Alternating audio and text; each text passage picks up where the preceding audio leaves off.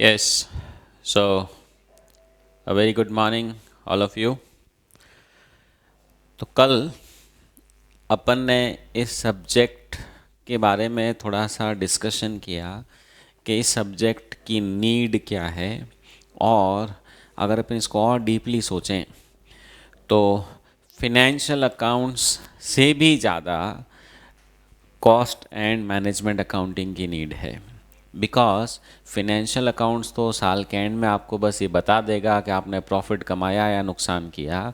Cost accounts आपको रोज़ का रोज़ बताता जाएगा कॉस्ट इतनी आ रही है, इससे कम में बेचना मत, या अगर ग्राहक इतना पैसा मांग रहा है तो अपने को कॉस्ट कम करनी है, उसके लिए ये तामझाम करना पड़ेगा, ये मेहनत करनी पड़ेगी, ये साम दाम दंड भेद लगाना पड़ेगा, so as to remain competitive in business, so as to remain profitable in business. तो इसलिए ब्रॉडली हम ये कह सकते हैं कि बिज़नेस चलाने के लिए रोज़ डिसीजन लेने होते हैं, और वो रोज़ डिसीजन जब लेने की बात आती है तो वहाँ फिनेंशियल अकाउंट्स आपको कई बार हेल्प नहीं कर पाएगा। वहाँ आपको ज़रूरत किसकी रहेगी? कॉस्ट अकाउंट्स की। तो that is what is the objective and the need of cost accounting. और अपने सिलेबस में इसीलिए रखा गया है क्योंकि अपन सीए करने के बाद डिसीजन मेकिंग रोल में रहते हैं, तो डिसीजन लेने के लिए अपने को इस सब्जेक्ट की नॉलेज की ज़रूरत रहेगी। कल एक ब्रॉड प्रिंसिपल अपन डिस्कस कर रहे थे कि अगर प्रॉफिट कमाना है तो आपकी सेल प्राइस कॉस्ट से ज़्यादा होनी चाहिए। ये तो बात बहुत आसान है, पर जैसे कॉस्ट वर्ड नाम आता है, ओके, तो the biggest question arises is how to calculate the cost. Cost का कैलकुलेशन कैसे किया जाए, उसमें क्या क्या चीज़ें जुड़ेगी, क्या नहीं जुड़ेगी। हाँ, थोड़ा बहुत तो अपने को 11वीं 12वीं वाला भी आइडिया है।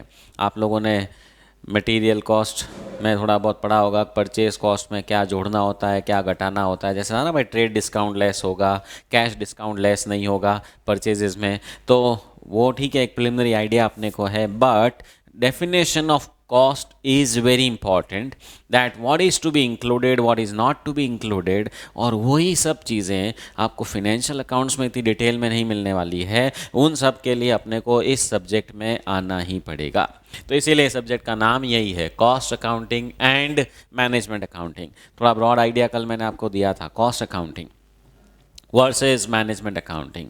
तो कॉस्ट अकाउंटिंग तो हो गया कॉस्ट कैलकुलेशन का तरीका, मैनेजमेंट अकाउंटिंग हो गया उसकी हेल्प से डिसीजन लेने का कॉन्सेप्ट। ओके, तो आज अपन अब थोड़ा सा और आगे डिस्कशन शुरू करते हैं। तो इस सब्जेक्ट के कुछ स्पेसिफिक टर्म्स के बारे में आज अपन डिस्कस करेंगे। सबसे पहला टर्म तो यही है, cost. Second term I have is costing.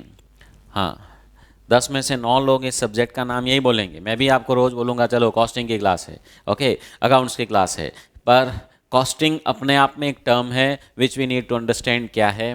फिर अपने सब्जेक्ट का नाम, one is cost accounting and then we have is management accounting.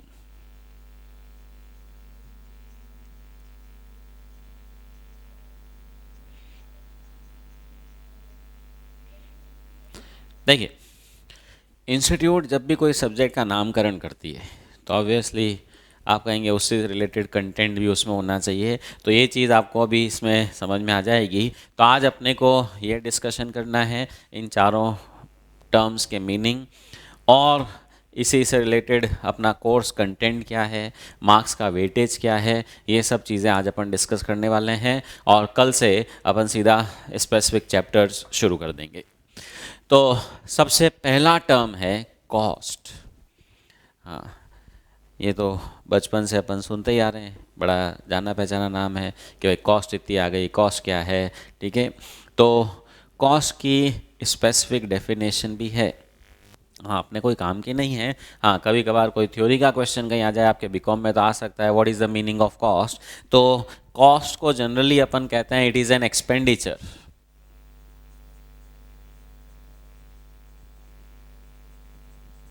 Incurred, हाँ, जो भी खर्चा किया गया, किसके लिए? आप कहेंगे किसी प्रोडक्ट के लिए या किसी सर्विस के लिए।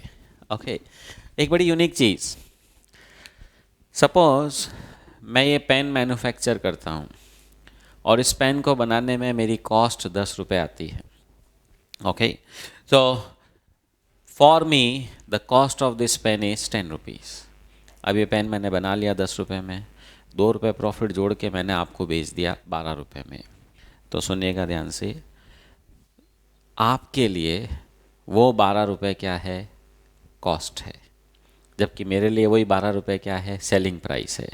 इसका मतलब ये भी नहीं है कि एक्सपेंडिचर ऑन अ प्रोडक्ट, किसी भी प्रोडक्ट की कॉस्ट पूरी दुनिया के लिए सबके लिए सेम होगी, नो। ओके, एक जने के लिए जो कॉस्ट है वो दूसरे के लिए सेलिंग प्राइस हो सकती है। इवन दो मैन्युफैक्चरर्स दोनों ही पेन बना रहे हैं, एक की कॉस्ट 10 रुपये आ रही है, एक की 9 रुपये आ रही है, क्वाइट पॉसिबल। तो ब्रॉडली हम कहते हैं कि किसी भी प्रोडक्ट पे या सर्विस पे जो भी आपने खर्चा किया वो उसकी क्या है, कॉस्ट है। So that is the expenditure incurred on manufacturing a product और रेंडरिंग अ सर्विस। तो प्रोडक्ट बनाने को जो भी खर्चा आपका लगा, खरीदने में जो भी खर्चा लगा, सर्विस देने में जो भी खर्चा लगा, दैट इज द कॉस्ट। ये कॉस्ट की डिटेल फिनेंशियल अकाउंट्स भी देता है। आप कहेंगे फिनेंशियल अकाउंट्स में, ट्रेडिंग पैनल में डेबिट साइड जो अपना एक्सपेंडिचर एक्सपेंसेस ही तो होते हैं, तो वो सब कॉस्ट ही तो है। Of course that is the cost, but वो जो फॉर्म ऑफ प्रेजेंटेशन है वहाँ पर, वो डिसीजन मेकिंग में हेल्प नहीं करता। कारण चाहे आप एक प्रोडक्ट में डील करते हो, चाहे 10 प्रोडक्ट में, चाहे 100 प्रोडक्ट में, पिनल अकाउंट एक ही बनता है। जबकि प्रोडक्ट अगर आपके एक से ज़्यादा हैं तो आपको हर एक की अलग अलग कॉस्ट चाहिए, मींस डिटेल्ड एनालिसिस, क्लासिफिकेशन चाहिए। तो वहाँ पर ही तो अपना फिनेंशियल अकाउंट्स फेल होता है। और इसीलिए तो अपन ने ये सब्जेक्ट को अपने कोर्स में लिया है कि भाई इसकी भी ज़रूरत रहेगी, इसके बिना बिजनेस मैन डिसीजन नहीं ले पाएगा। और मैंने आपको कल भी कहा था, ये सब्जेक्ट आते ही दिमाग में क्या आना चाहिए, बहुत बड़ी सी फैक्ट्री, खूब सारे वर्कर्स, खूब सारी मशीन्स, खूब सारे प्रोडक्ट्स बन रहे हैं, ठीक है। So that is the feeling you should always have to have a broad view of this cost accounting. Okay, और ये फिनेंशियल अकाउंटिंग आते हैं एकदम एसी के कमरे में बैठे हैं, कंप्यूटर के सामने बैठे हैं, अकाउंट्स चल रहे हैं, दैट्स ऑल। ओके, बस पेपर ही पेपर पढ़ें।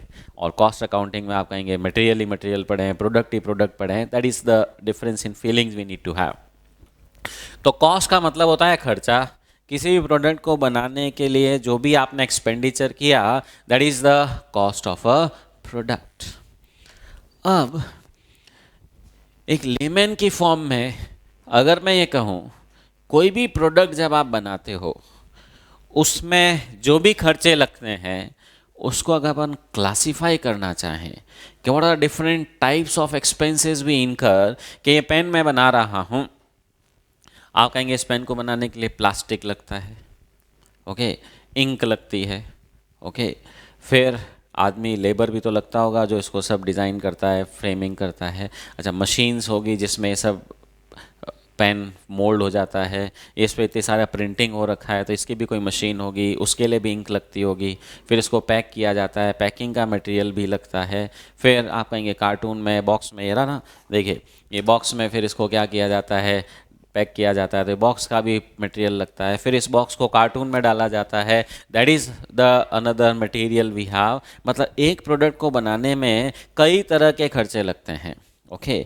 और तो और ये प्रोडक्ट जिस फैक्ट्री में बन रहा है, जिस मशीन पे बन रहा है, उस मशीन को चलाने का खर्चा तो लग ही रहा है, उस मशीन को जो ऑपरेटर चला रहा है उसका खर्चा भी लग रहा है, उस मशीन का डेप्रीसिएशन भी इसी का पार्ट है, उसका रिपेयर मेंटेनेंस भी इसी का खर्चा है। और वो मशीन जिस फैक्ट्री में लगी हुई है उस फैक्ट्री का आपका बिजली का बिल आ रहा है, उस फैक्ट्री का रेंट का खर्चा आ रहा है, उसका रिपेयर मेंटेनेंस है, वॉचमैन आपने रख रखा है, फैक्ट्री में एक मैनेजर रख रखा है जो सारे काम को मैनेज करता है, सुपरवाइजर्स रख रखे हैं, उन सब का खर्चा भी तो इस पेन के लिए ही हो रहा है। इसका मतलब इस पेन की कॉस्ट में कई सारे खर्चे जाकर के जुड़ेंगे। या सीधा सीधा कह दूं, आपने आज तक जितने खर्चे पड़े हैं, जितने पीएनएल अकाउंट में लिखे हैं, सब लग तो इसी के लिए रहे हैं। हाँ, बट प्रॉब्लम मैंने आपको कहा तभी आती है जब पेन ये भी बन रहा है, आपने कहा ब्लू वाला भी बन रहा है, या फिर भी इसमें कोई ज़्यादा फ़र्क नहीं है, पता चला पेंसिल भी बन रही है, कुछ और भी बन रहा है, नॉर्मल पेन भी बन रहा है तो मार्कर पेन है, ठीक है, डस्टर भी बन रहे हैं, प्रोडक्ट्स और भी कई सारे स्टेशनरी के बन रहे हैं। तो जब मल्टीपल प्रोडक्ट्स एक ही कंपनी में बन रहे हैं तो कुछ खर्चों को तो आप डायरेक्टली ट्रेस कर सकते हो कि हाँ इस पेन में ये लगा वो लगा वो लगा, पर वो फैक्ट्री का किराया वो तो सब पेन के लिए क्या है, कॉमन है। तो आप कहेंगे फिर उसको छोड़ो, छोड़ नहीं सकते, क्योंकि डिसीजन मेकिंग के लिए वो खर्चा भी तो मेरे को रिकवर करना है, जोड़ना तो पड़ेगा ही। तो इसलिए कॉस्ट की कैलकुलेशन, कॉस्ट का determination becomes the first and the foremost important thing of this subject, क्योंकि बेस यही है, इसी के बेसिस पे आगे सब कुछ होगा। तो कॉस्ट की डेफिनेशन मैंने आपको कही, it is the expenditure incurred on manufacturing a product और रेंडरिंग अ सर्विस। किसी सर्विस को देने के लिए जो खर्चा करना पड़ता है, प्रोडक्ट को बनाने के लिए जो खर्चा करना पड़ता है, दैट इज़ द कॉस्ट। अब मैंने आपको कहा जितने भी खर्चे होते हैं किसी प्रोडक्ट को बनाने को लेकर के, सर्विस को देकर के, उनको हम ब्रॉडली 3 कैटेगरी में बांट देते हैं। So broadly we have 3 classifications. One is material cost, another is labour cost, या इसका थोड़ा अच्छा नाम दें एम्प्लॉय कॉस्ट, ओके। और उसके बाद दूसरे जो भी खर्चे हैं, जैसे अपना था पेन बना रहा हूँ, प्लास्टिक लग रहा है, इंक लग रहा है, पेपर लग रहा है, पैकिंग मटेरियल लग रहा है, वो बक्सा बन रहा है, कार्टून बन रहा है, सब आप कह सकते हो मटेरियल है। आदमी जो भी लगे हुए हैं इसको बनाने के लिए, वो सब क्या हो गए, लेबर। पर अब वो जो मशीन चल रही है, अब वो मशीन ना तो मटेरियल में आ सकती है, क्योंकि मशीन का ऐसा तो है नहीं कि इसके 2-4 मशीन के भी कुछ पार्ट्स इसके अंदर घुस गए हैं, नो, ठीक है। तो अब वो आप उसको मटेरियल तो बोल नहीं सकते, लेबर वो है नहीं, क्योंकि it's not a human being. तो अब आप कहेंगे वो खर्चे, ये फैक्ट्री का किराया लग रहा है, मशीन का रेंट लग रहा है, मशीन का डेप्रिसिएशन लग रहा है, रिपेयर मेंटेनेंस, ऐसे कई सारे और भी तो खर्चे हैं, ठीक है। तो अब उन सब खर्चों को मैं मटेरियल में भी नहीं डाल सकता, मैं लेबर में भी नहीं डाल सकता, हाँ उनको हम कह सकते हैं दीज आर अदर एक्सपेंसेस,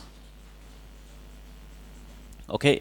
तो कुल मिलाकर के किसी भी केस में हमारे टोटल कॉस्ट के ये 3 ब्रॉड क्लासिफिकेशन है। हाँ मैंने वर्ड यूज़ किया, ब्रॉड क्लासिफिकेशन है।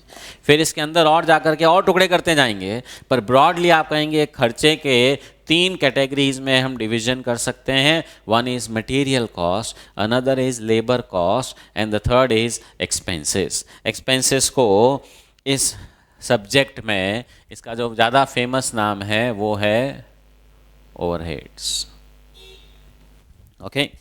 So we have these 3 expenses, 3 breakup of cost, material, labor और expense, okay।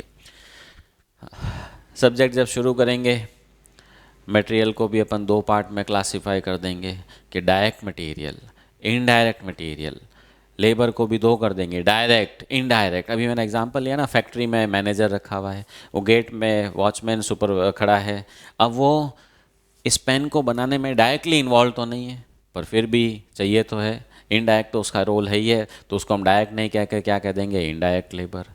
मटीरियल भी हर एक डायरेक्ट तो होता नहीं है, कुछ इनडायरेक्ट भी होते हैं। एग्जाम्पल, ये पेन जिस मशीन पे बनता है उस मशीन में ऑयलिंग ग्रीसिंग करनी पड़ती है। अब ऑयल और ग्रीस तो आप कहेंगे फिजिकल सब्सटेंस है, मटेरियल हो गया ना, पर वो मटेरियल प्रोडक्ट के अंदर तो आता नहीं। अगर इसके अंदर आ गया तो पेन आप हाथ में ही ले लोगे, नहीं नहीं ये तो ख़राब है, तो वो प्रोडक्ट के अंदर तो है नहीं, तो उसको हम डायरेक्ट नहीं क्या बोलते हैं, इनडायरेक्ट मटेरियल, जिसको अपन कॉमन पैरलेंस में कंज्यूमेबल्स कहते हैं, तो that becomes my indirect material. वो मशीन मान लो पेट्रोल से या डीजल से चलती हो, तो उसको पेट्रोल डीजल भी जो आप डालते हो मशीन के अंदर, वो भी डायरेक्ट मटेरियल नहीं है, क्या है, इनडायरेक्ट मटेरियल। आप सब लोग चॉकलेट खाते हो, अब चॉकलेट के लिए कोको पाउडर को मेल्ट तो करते ही होंगे, तो आपने कहा भट्टी पे रखो, अब वो भट्टी मान लो कोयले से जलती हो, अब वो कोयला जो है तो मटेरियल ही, पर क्या वो चॉकलेट के अंदर है, हाँ कि चारकोल चॉकलेट, ऐसा तो है नहीं।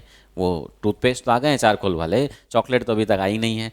तो हाँ, कोलगेट के अंदर, वो टूथपेस्ट के अंदर कोयला है, तो ऑफ कोर्स डायरेक्ट मटेरियल। पर वो चॉकलेट को बनाने के लिए कोयला तो सिर्फ आग लगाने के लिए काम आ रहा है, तो वो कोयला जो है वो डायरेक्ट नहीं, क्या हो गया, इनडायरेक्ट मटेरियल।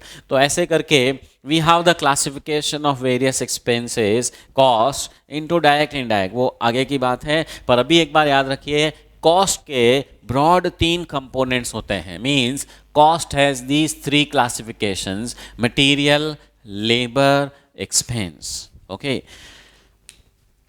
क्लियर? हाँ, एक्सपेंसेस के और कई सारे क्लासिफिकेशन है, अभी अपन सब उसमें नहीं जाएंगे क्योंकि फिर ये सारे चैप्टर्स भी तो अपने को पढ़ने ही हैं। तो समझिए, जैसे ही मैंने कहा मेरे ये पेन की कॉस्ट 10 रुपये है, ठीक है, तो आप पूछोगे बताओ इसमें मटेरियल कितना, लेबर कितना, एक्सपेंसेस कितना। तो अब वो सब कैलकुलेशन करके मैं आपके पास आऊँगा, साहब इसमें मटेरियल 5 रुपये था, लेबर का 3 रुपये था, एक्सपेंसेस का 2 रुपये था। अब आप कहेंगे इन सब का यूज़ क्या है? भाई 10 रुपये की जोड़ पहले नहीं लगती है, पहले मटेरियल, लेबर, एक्सपेंसेस आइडेंटिफाई होते हैं, फिर उसकी टोटल लगाते हैं, तब 10 रुपये आते हैं। और जब तक ये डिटेल्ड क्लासिफिकेशन आपके पास नहीं होगा आप कुछ कर नहीं सकते।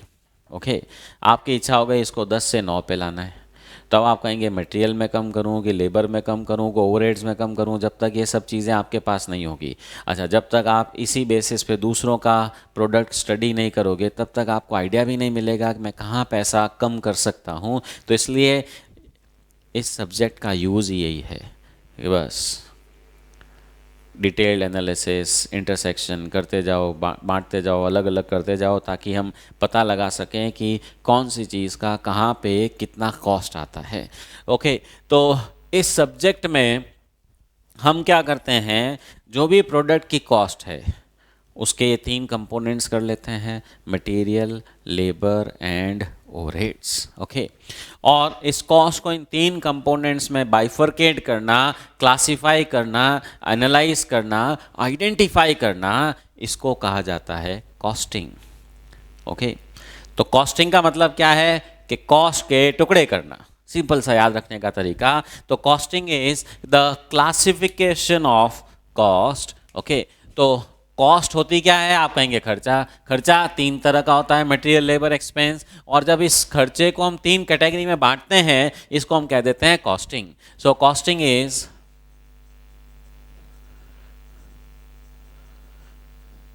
Classification of cost into material, labour and overheads या एक्सपेंसेस। ठीक है, शॉर्ट में लिखा है मैंने। हाँ, वैसे लिखो तो भी ठीक, नहीं लिखो तो भी ठीक, जो नोट्स आपको मिलेंगे उसके अंदर सब है ही। और एग्ज़ाम के पॉइंट ऑफ व्यू से ब्रॉडली नो यूज़, क्योंकि अपन पहले दिन अपने को लग रहा है हाँ कुछ नई टर्म सीखी। होता है ना, नर्सरी में जाते हो ए सीख के आया मैं, फिर लगता है अभी ए में क्या है, हम तो रोज़ ही बोलते हैं इधर आ।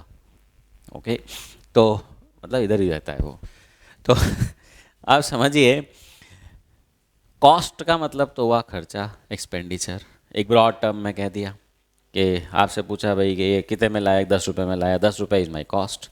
ओके, आपके लिए ठीक है, पर अगर ही मैन्युफैक्चरर को बोल रहे हैं कि भाई ये कॉस्ट कितनी, तो कहेगा साहब इसमें मटेरियल इतना, इसमें लेबर इतना, इसमें ये इतना, इसमें वो इतना। That is how he derives the cost of a product. तो ये सारा जो एनालिसिस है, क्लासिफिकेशन है into material, labour and expenses, इसको कहा जाता है कॉस्टिंग। ओके, तो कॉस्ट का टुकड़ा करना, इनिंग्स करना, that is called as costing. अब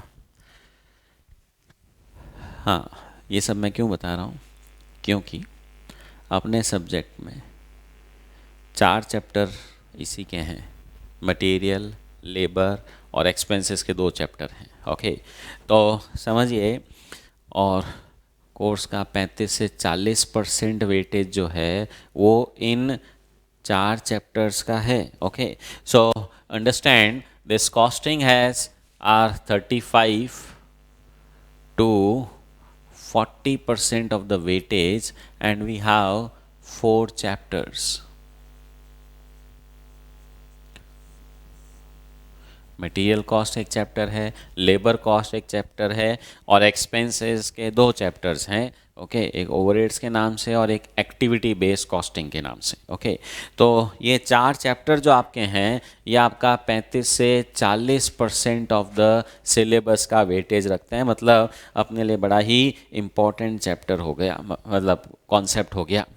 ओके, नहीं, इस तरह से पढ़ने से थोड़ा एक वो अंडरस्टैंडिंग डेवलप हो जाती है ना, हाँ अपने सिलेबस में क्या है और क्यों है। ठीक है, तो सबसे पहले जैसे ही मैंने आपको कहा साहब आप मैनेजर हैं, बहुत बढ़िया, हमको सेलिंग प्राइस फिक्स करनी है, देखिए कॉम्पिटिटर इतना ले रहे हैं, आपने को भी कुछ इस तरह से करना है, बताओ क्या करें।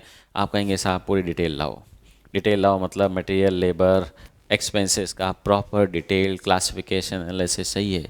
हाँ, मटेरियल में भी इतना आसान नहीं है, मैंने आपको बोला साहब इसमें मटेरियल 5 रुपये का है, ठीक है। एज अ मैनेजर आप कहोगे सिर्फ इससे काम नहीं चलेगा, इसमें बताओ प्लास्टिक कितने ग्राम यूज़ हुआ, वो जो इंक का फैनल है वो कितने का है, इसमें इंक कितने ड्रॉप्स डाली है, कौन सी क्वालिटी की इंक लेकर के आए हो, प्लास्टिक कौन सी क्वालिटी का लेकर के आए हो, इसका जो ऊपर आपने कैप बनाया उसमें क्या क्या मटेरियल यूज़ किया है, एक एक चीज़ का कि ये 25 ग्राम था, ये 50 ग्राम था, ये 5 ग्राम था, ये 10 ग्राम था, ये 100 ग्राम था, what ever it may be. इस तरह से एनालिसिस किया जाता है, तब जाकर के बिजनेसमैन सक्सेसफुल रह पाते हैं। बड़ी बड़ी ऑर्गेनाइजेशन का तो R&D डिपार्टमेंट का काम ही यही होता है, बस तो कोई नया टेक्निक ला कि कॉस्ट कम हो जाए। Every day they try to find out ways and means to reduce the cost, improve the product, ताकि प्रोडक्ट अच्छा भी लगे, कंपनी के लिए सस्ता हो, और जब कंपनी के लिए सस्ता होगा कस्टमर को भी आप अच्छी प्राइस में दे पाओगे, और कस्टमर को जब अच्छी प्राइस में दोगे, आप लोगों ने इकोनॉमिक्स में कॉन्सेप्ट पढ़ा होगा marginal utility of money. What is marginal utility of money? कि मैं ये प्रोडक्ट लेना चाहता हूँ क्योंकि मेरे को इसको यूज़ करना है, एंड आई फील इसकी वर्थ 20 रुपये है, 20 रुपये दे सकता हूँ। Now you go to a shop and you find it for 15 rupees, तो एकदम इंटरनल सेटिस्फैक्शन बढ़ जाता है, हाँ मज़ा आ गया, आज तो 5 रुपये बच गए। Okay, so that is happiness. Marginal utility of money is कि आप जब भी कोई खर्चा करते हो आप उसकी यूटिलिटी देख के ही पैसा देते हो, और अगर किसी प्रोडक्ट की मार्जिनल यूटिलिटी बढ़ानी है तो उसकी प्राइस आप क्या कर दो, कम कर दो, या उसकी यूटिलिटी बढ़ा दो। आप बोल दो साहब पहले ये पेन 4 घंटे चलता था, अब 8 घंटे चलेगा, सेम वही रेट में, तो again he feels more happy. तो वैसे ही अब बिजनेसमैन का सबसे बड़ा डिसीजन, मैनेजर्स का सबसे बड़ा डिसीजन ये होता है कि प्राइसिंग कैसे करें, तो उसके लिए कॉस्ट का डिटेल एनालिसिस चाहिए।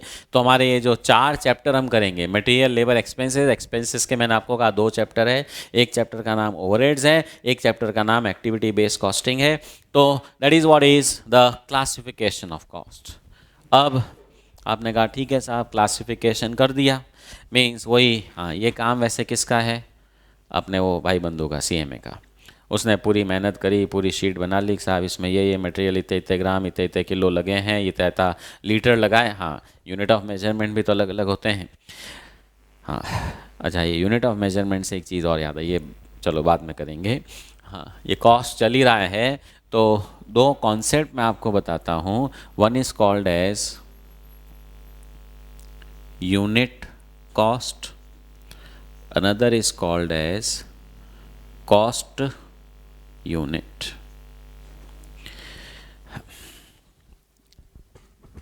जनरल नॉलेज के पॉइंट ऑफ व्यू से है, आप सबको आता है, हाँ आप सबको आता है, बस मैंने उसका एक यूँ फॉर्मल नाम क्रिएट कर दिया था कि थोड़ा लगे कि नहीं नहीं कुछ नई चीज़ है।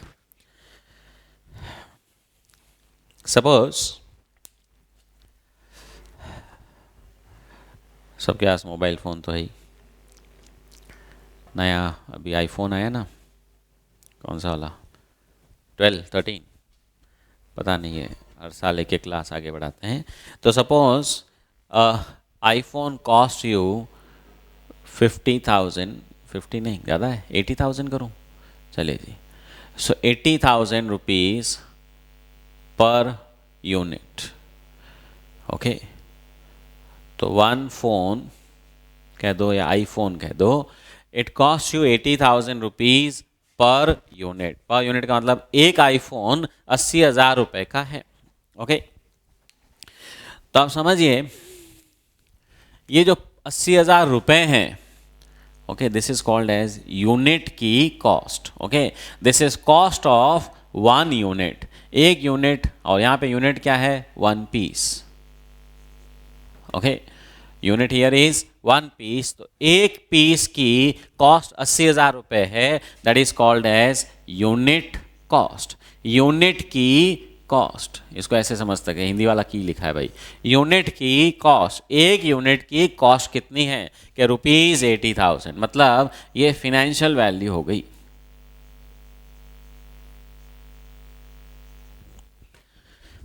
अब आपने कहा ओके 80,000 रुपये एक यूनिट की कॉस्ट है। एक यूनिट क्या है साहब? आप कहेंगे इस एग्जांपल में एक यूनिट जो है वो एक पीस है। ओके, मतलब वो कॉस्ट जो है वो किस यूनिट की है? ठीक है, कॉस्ट किस यूनिट की है? आप कहेंगे साहब एक यूनिट की है, तो ये एक यूनिट क्या है कि एक पीस है साहब। तो एक पीस की कॉस्ट 80,000 रुपये है। तो जब हम 80,000 रुपये बोलते हैं, हम बोल रहे हैं कि एक यूनिट की कॉस्ट है, और एक पीस का मतलब है इस कॉस्ट का यूनिट ऑफ मेजरमेंट। ठीक है, कॉस्ट किस यूनिट का है, मतलब यूनिट ऑफ मेजरमेंट भी हम कह सकते हैं एक पीस है। आप कहेंगे अब इसमें क्या नई बात हो गई, ये तो सबको पता ही है कि एक यूनिट का मतलब क्या और एक यूनिट की कॉस्ट क्या। तो understand it has a technical term. हमेशा आप कहेंगे रेट तो एक यूनिट की होती है ना, पर एक यूनिट जो है, ये यूनिट ऑफ मेजरमेंट जो है, ये अलग अलग प्रोडक्ट्स में अलग अलग होता है। मोबाइल ख़रीदने जा रहे हो, एक यूनिट का मतलब एक पीस है। सब्ज़ी खरीदने जाओ तो जनरली पर केजी, पर हर सब्ज़ी पर केजी भी नहीं आती, कुछ पर डज़न भी आती है, मतलब यूनिट ऑफ मेजरमेंट वहाँ डज़न होता है। सोना खरीदने जाओ तो गोल्ड, वहाँ कोई पर किलो भाव बताता है क्या? नहीं, वहाँ पे पर 10 ग्राम भाव होगा। तो समझिए अलग अलग प्रोडक्ट्स में अलग अलग यूनिट ऑफ मेजरमेंट आपका रहता है। ओके, केसर, सैफरन, भाव क्या दिए जाते हैं? पर ग्राम, क्योंकि पर किलो दिया तो एकदम सामने वाला डर जाएगा, इतना महंगा होता है क्या। तो अंडरस्टैंड अलग अलग प्रोडक्ट्स में यूनिट ऑफ मेजरमेंट अलग अलग होता है। जैसे आपने रुपये कहा 20 रुपये किलो, तो किलो जो है वो यूनिट ऑफ मेजरमेंट है, कॉस्ट यूनिट। 20 रुपये क्या है? उस यूनिट की कॉस्ट। तो ये यूनिट कॉस्ट, कॉस्ट यूनिट, सब जनरल नॉलेज के पॉइंट ऑफ व्यू से। ठीक है, भाई कभी होता है ना, चार जनों के बीच में बैठे हो, थोड़ा अपने को नॉलेज बताना होगा। अच्छा बता भाई, यूनिट कॉस्ट का मतलब क्या होता है, कॉस्ट यूनिट का मतलब क्या होता है? एक ही तो है, उल्टा सीधा ही तो किया। No, unit cost is unit of measurement. ये क्वांटिटी को डिफाइन करता है, ये एक तरह से रुपए को डिफाइन करता है, और ये क्वांटिटी को डिफाइन करता है। चले जी, ऐसे ही आ गया तो बीच में आ गया। अब अपन आगे की बात करें। तो इस सब्जेक्ट की शुरुआत होते ही आपने कहा ओके, कॉस्ट के ब्रेकअप, एनालिसिस, डिटेल्स निकालो, मटेरियल कितना, लेबर कितना, एक्सपेंस कितना। ठीक है साहब, निकाल ली। अब ये मटेरियल, लेबर, एक्सपेंसेस का ब्रेकअप करने के बाद इसकी जोड़ लगाई जाएगी। जोड़ लगाओगे तो आप कहेंगे फिर एक स्टेटमेंट बना देंगे, और अब वो स्टेटमेंट जो है वो जो अपना भाई बंधु है, सीएम है, वो अपने पास लेकर के आएगा साहब, ये मैंने कॉस्ट का डिटेल्ड एनालिसिस ब्रेकअप कर लिया, ये रही। अब वो जो कॉस्ट का स्टेटमेंट बना करके लाएगा, अगर मेरी कंपनी में 5 प्रोडक्ट बनते हैं तो हर एक का अलग अलग निकाल के लाएगा, सबका इकट्ठा करके लाएगा तो फिर कोई काम का नहीं है, क्योंकि प्रोडक्ट वाइज चाहिए ही चाहिए, क्योंकि सेलिंग प्राइस तो हर प्रोडक्ट की अलग अलग होती है। तो इसका मतलब वो स्टेटमेंट बनाने का जो फॉर्मेट है, जो तरीका है, जो मैनेजमेंट को प्रेजेंटेशन करने का तरीका है, वो डिपेंडिंग ऑन द ऑर्गेनाइजेशन थोड़ा सा चेंज होता जाएगा, क्योंकि अलग अलग फैक्ट्रीज, अलग अलग प्रोडक्शन यूनिट्स में प्रोडक्शन का तरीका अलग होता है, प्रोडक्ट्स के नेचर अलग होते हैं। तो इसलिए हर जगह एक ही तरह से जोड़ लगा करके इन्फॉर्मेशन प्रेजेंट कर दी जाए, वो काम आने वाली नहीं है। मतलब ये जो इन्फॉर्मेशन है, इसका जो मैनेजमेंट को प्रेजेंटेशन देना है, उसके तरीके जो हैं वो चेंज होते जाएंगे। It will keep on changing. Reason is the businesses differ, the products differ, and therefore the way the report needs to be prepared, the information needs to be given differs. मैं example लूँ आपके सामने। ये pen बनाया, मैंने कहा सब cost निकाल के था, उसने स्टेटमेंट बना दिया, मटेरियल, लेबर, ओवरहेड जोड़ लगा दी। अब मेरे पास वापस ऐसे ही पेन का ऑर्डर आया, मेरे वो शीट काम आ जाएगी। अब पेंसिल का ऑर्डर आ गया तो क्या वो शीट काम आएगी? नहीं। आप कहेंगे पेंसिल की अलग से रिपोर्ट बनाओ। ठीक है, आप कहेंगे ठीक है भाई, 4-5 रिपोर्ट बना के ले आएगा, अब इसमें नई चीज़ क्या है? अब नई चीज़ सुनिए। क्रूड ऑयल का नाम सुना है भाई?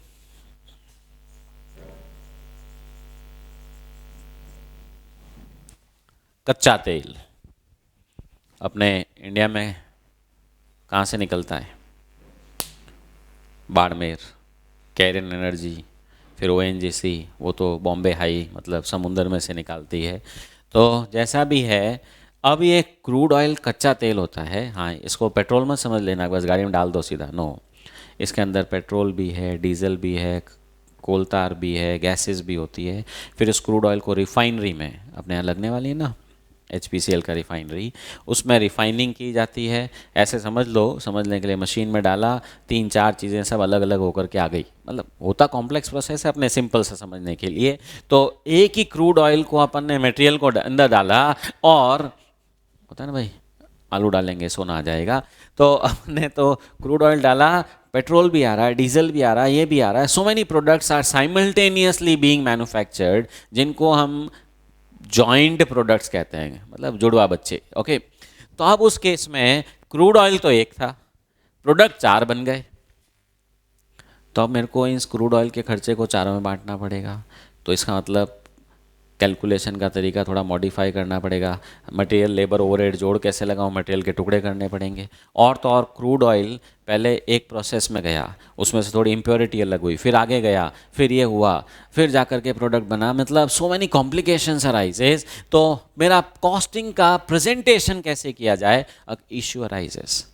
दूसरा एग्जाम्पल, कॉन्ट्रैक्टर। ठीक है, suppose I am a contractor, buildings बनाने का कॉन्ट्रैक्ट लेता हूँ। मैंने एक बिल्डिंग बनाई, उसमें मटेरियल लेबर एक्सपेंसेस 3 ही चीज़ें होंगी। आप कहेंगे पत्थर लगा, सीमेंट लगा, जो भी लगा, सब मटेरियल है, आदमी लगे हुए हैं, लेबर है। बाकी के दूसरे खर्चे, क्रेन आ रही है, वो आ रही है, उसका खर्चा एक्सपेंसेस है। मैंने जोड़ लगा दी साहब, ये बिल्डिंग को बनाने में ये खर्चा आया। अब नेक्स्ट टाइम मेरे पास प्रोजेक्ट आ गया रोड बनाने का। ओके, क्या वो बिल्डिंग पे बनाने का जो खर्चा लगा, मैं वो रोड में इंफॉर्मेशन काम में ले सकता हूँ? कि मेरे को डिसीजन लेना है ना।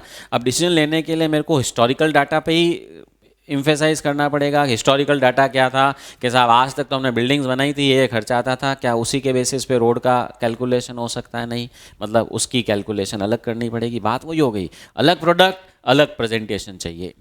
और बिजनेसेस के नेचर अलग अलग हैं, type of work they do is all together different many a times. तो वहाँ पर आपको यही मटेरियल लेबर इंफॉर्मेशन की शीट अलग अलग तरह से बनानी पड़ेगी। And depending on the types of businesses, हमारे पास कुछ स्टेब्लिश्ड मेथड्स हैं कि ये शीट कैसे बनाई जाए, ये इंफॉर्मेशन कैसे प्रेजेंट की जाए। ओके, जैसा अभी मैंने कहा कॉन्ट्रैक्टर। अब कॉन्ट्रैक्टर के केस में अगर आप पूरे साल भर की एक शीट बना दो कि मटेरियल ये, लेबर ये, ओवरहेड्स ये, इट विल बी यूजलेस, कोई काम की नहीं है। कारण अगली बार कॉन्ट्रैक्ट अलग तरह का आएगा। साल में भी 4 तरह के अलग अलग कॉन्ट्रैक्ट किए थे, मतलब मेरे को कॉन्ट्रैक्ट वाइज क्या करना पड़ेगा, रिपोर्ट बनानी पड़ेगी। हाँ, ये क्रूड ऑयल अलग अलग प्रोसेसेस में रिफाइन होता जाता है, हर प्रोसेस में अलग अलग खर्चा लगता है। तो मेरे को प्रोसेस वाइज वहाँ पे कॉस्ट का कैलकुलेशन ध्यान रखना पड़ेगा। इस प्रोसेस में ये पैसा लग रहा है, इसमें ये लग रहा है, ताकि मैं ये आइडेंटिफाई कर सकूँ मैं किस प्रोसेस में पैसा बचा सकता हूँ।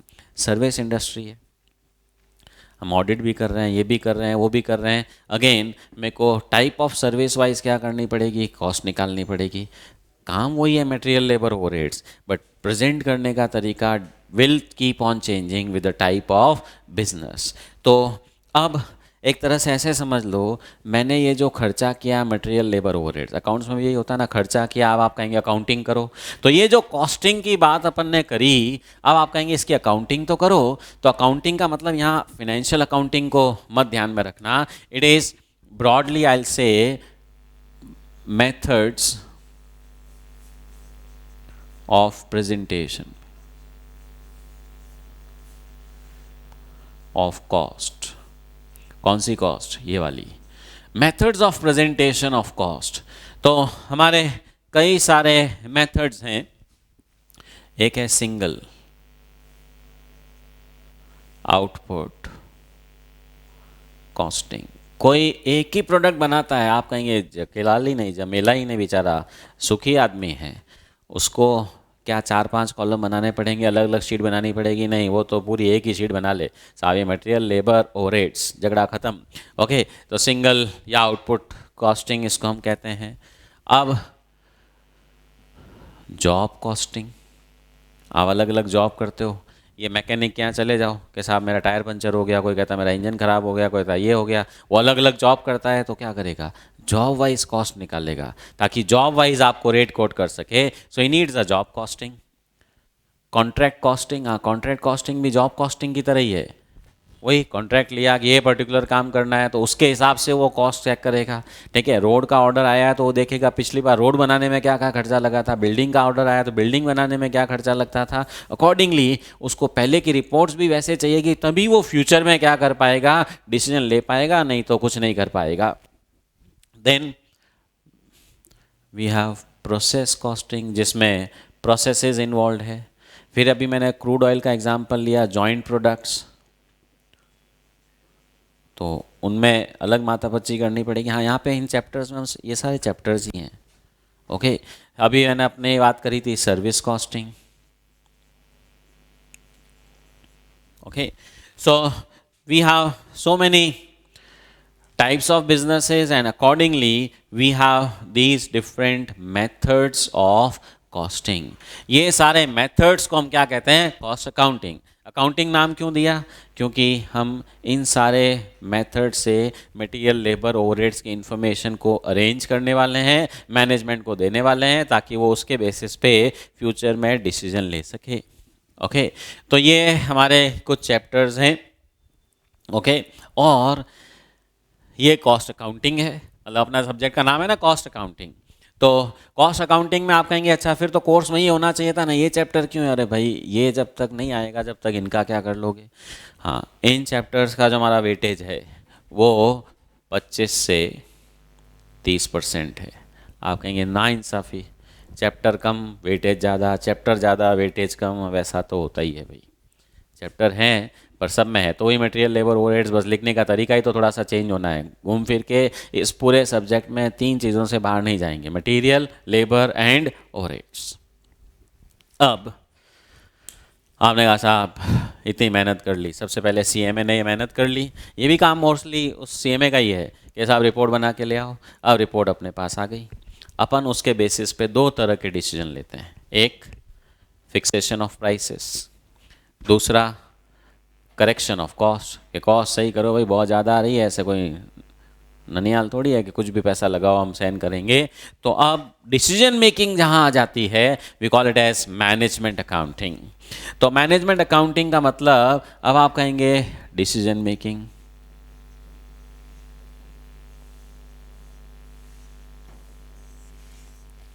डिसीजन क्या क्या लेने होते हैं? एक तो आप कहेंगे नेक्स्ट ईयर की प्लानिंग करनी है, बजटिंग, कि पिछले साल के खर्चों को देख के ही। फिर प्राइसिंग डिसीजन लेने हैं, हाँ उसका एक कॉन्सेप्ट है कॉल्ड एज मार्जिनल कॉस्टिंग। हाँ, सीए फाइनल का तो हाईएस्ट वेटेज इसी टॉपिक पे है, और this is the practical thing for everyone's life. हर एक को कोई ना कोई डिसीजन लेना होता है, आपको भी डिसीजन लेना होता है, सीए करूं नहीं करूं, इस बार एग्जाम दूं नहीं दूं, पढ़ाई अभी शुरू करूं बाद में करूं, so many decisions everyone has to take. और जैसे ही डिसीजन लेने का नाम आता है, हम जो दिमाग में डिसीजन लेने की थिंकिंग करते हैं, उस कॉन्सेप्ट का नाम है मार्जिनल कॉस्टिंग। ओके, एंड आपको लगता है कि ये सब डिटेल आई, बहुत गड़बड़ घोटाला है, बहुत पैसा ज़्यादा लग रहा है, खूब मज़े मस्ती हो रही है, ठीक है, कोई कॉस्ट का ध्यान नहीं रख रहा है। Of course budgeting will help, आप अगले साल के लिए बजट बना दो, इतना ही खर्चा किया जाएगा। और एक और इसी से रिलेटेड टेक्निक है स्टैंडर्ड कॉस्टिंग। ये भी आपको क्या करने वाला है, कंट्रोल करने वाला है आपके खर्चों को, भाई खर्चे इससे आगे नहीं बढ़े। ओके, तो ये हमारे 3 चैप्टर हैं मैनेजमेंट अकाउंटिंग वाले, और इनका वेटेज जो है वो 20 से 25% तक का है। ओके, हाँ, आप कहेंगे तो अभी तक 100 हुआ ही नहीं।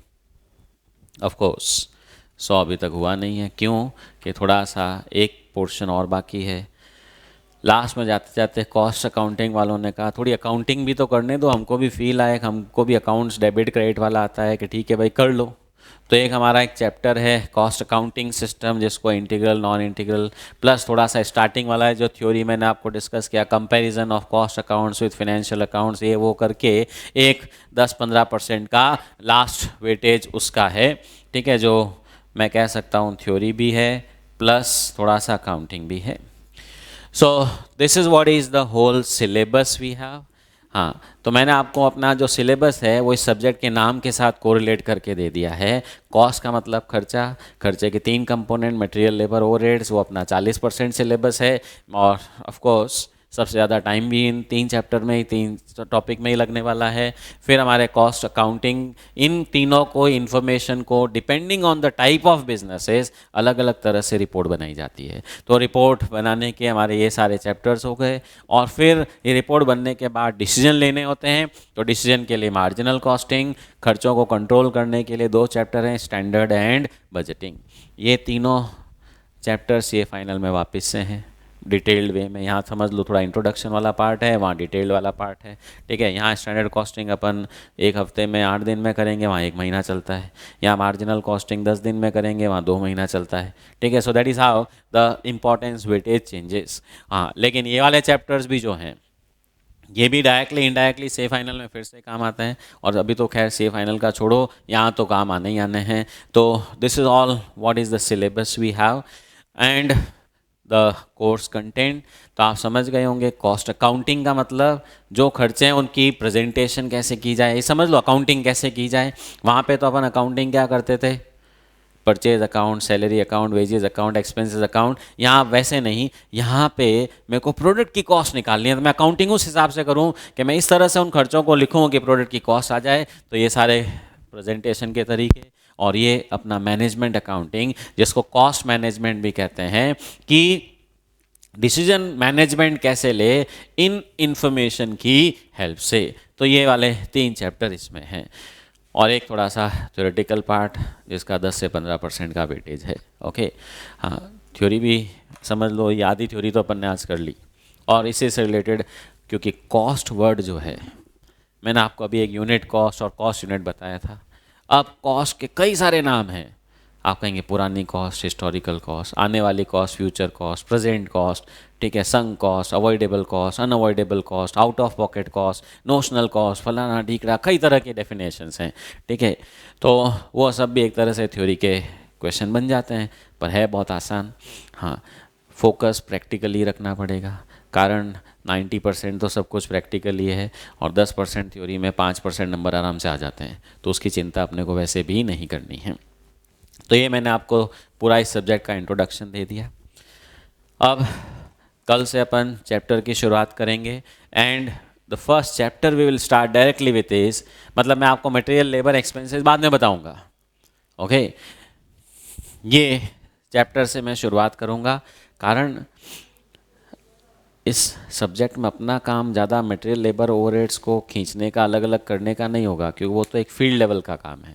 अपना काम तो वो खींच के दिया हुआ होगा, उसको मैच द फॉलोइंग वाला कि एक किधर जाएगा वो किधर जाएगा, तो इसलिए that is not a much role. और इन चैप्टर में अपना सीखने का कॉन्सेप्ट कुछ अलग रहेगा।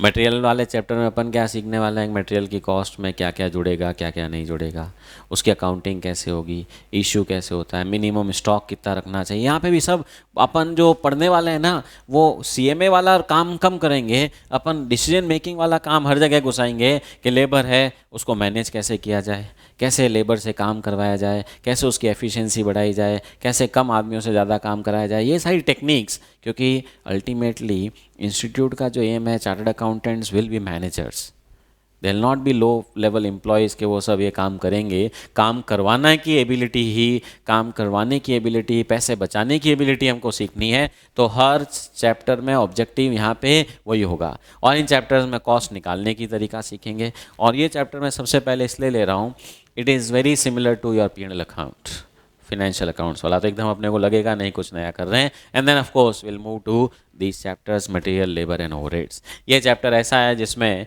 आपको मटेरियल, लेबर, ओवरहेड्स की ज़्यादा झंझट लेने की ज़रूरत नहीं है, और आपके बीकॉम में भी ये सब है ही, तो वापस से आपके क्या होगा, काम आ जाएगा। चलिए जी, सब अपन कल कंटिन्यू करेंगे।